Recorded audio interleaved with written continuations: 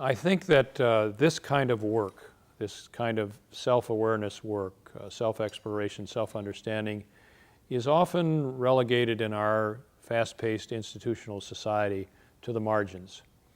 We value as a society tangible accomplishment. We value intellectual achievement.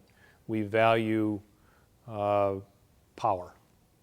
And we value material gain.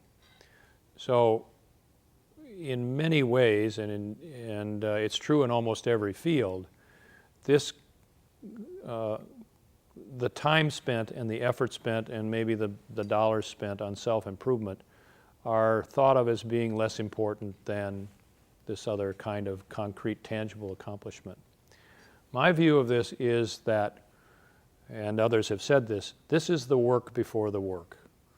That in order for there to be tangible benefit that is lasting, people doing work in whatever field it is, whether it's the world of business or whether it's the world of healthcare or government or the nonprofit world, have to be able to operate out of a greater level of self-understanding for whatever it is they do to have lasting benefit and lasting impact.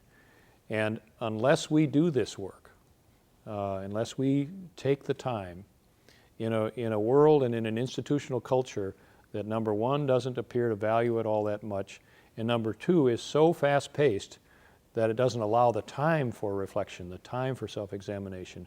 Unless we do this, and that takes individual initiative almost,